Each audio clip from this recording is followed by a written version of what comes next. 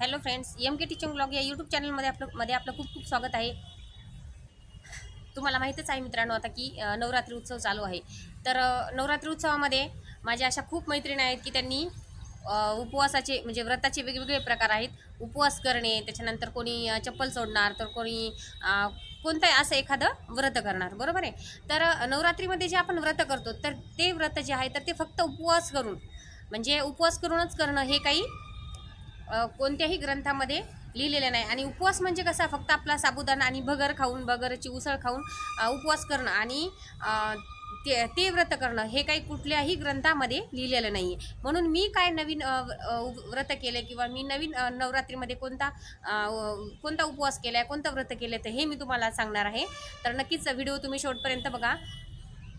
तर ज्याही मैत्रिणी माझा हा व्हिडिओ बघत असतील तर त्यांना मला सांगायचं आहे की मैत्रिणींनो, खरंच व्रत हे जे आहे तर ते आपण फक्त उपवास करून आणि फक्त साबुदाणाचा आणि भगर खाऊन हा जो उपवास आहे तर तो उपवास न करता एक म्हणजे मी माझ्या व्रतामध्ये असे 5 पॉईंट अवलंबलेले आहेत की ज्याचा मी उपवास करते, म्हणजे ज्याचं मी व्रत करते नवरात्रीमध्ये.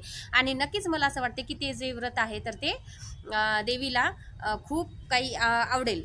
तर असं व्रत आहे. तर त्याच्यामध्ये मी तुम्हाला सांगू इच्छिते की माझा पहिला जो पॉईंट आहे तर तो आहे की कोणाचीही निंदा करायची नाही. याचंही मी व्रत केलेले आहे. कोणाचीही निंदा करायची नाही म्हणजे पाठीमागे गाराणे करायचे नाही. म्हणजे महिला मंडळींना बऱ्यापैकी सवय असते की कोणी सांगितलं की लगेच दुसरीला सांगायचं, तिसरीला सांगायचं आणि अशा पद्धतीनं तर म्हणजे कोणाचंही गाऱ्हाणं करायचं नाही.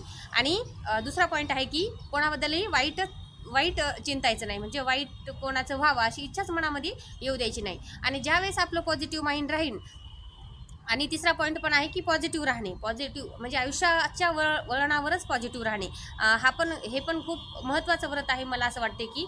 म्हणून आपण कोणाबद्दल वाईट न चिंतने, त्याच्यानंतर पॉझिटिव्ह राहणे आणि चौथी गोष्ट आपण आनंदी राहणे. पॉझिटिव्ह म्हणजेच पॉझिटिव्ह राहणे आणि आनंदी पण राहणे. आनंदी राहणं पण खूप आवश्यक आहे आजच्या या धकाधकीच्या जीवनामध्ये. म्हणून तर अशा पद्धतीने तर आपण आणि आपल्याला जे आवडते महिला मंडळींना, माझ्या मैत्रिणींना जे आवडते की वेगवेगळ्या साड्या घालून तयार होऊन देवीला जाणं, दांडिया खेळणं हे सुद्धा आपल्याला करायचं आहे म्हणजे नवीन युगामध्ये. परंतु आपले जे विचार आहेत तर ते अधिकाधिक पॉझिटिव्ह आणि स्टँडर्ड कसे होतील तर त्याच्याकडे सुद्धा आपण लक्ष दिलं पाहिजे. फक्त भगर आणि म्हणजे खिचडीचा उपवास करून धरण्यापेक्षा आपण हेही व्रत जर एखाद वेळेस करून पाहिले तर नक्कीच तुम्हाला अंबाबाई ही यश दिल्याशिवाय राहणार नाही आणि तुमचं जीवनसुद्धा हे सुफळ संपूर्ण होण्यासाठी खूप मदत होईल. तर एवढंच मला आपल्याला सांगायचं होतं की मी जे व्रत केले तर ते या 5 पद्धतीने केले. त्याच्यामुळे ते व्रत नक्कीच अंबाबाईला सुद्धा खूप आवडेल अशी मी इच्छा व्यक्त करते. आणि तुम्हा सर्वांना नवरात्रीच्या खूप खूप शुभेच्छा. धन्यवाद.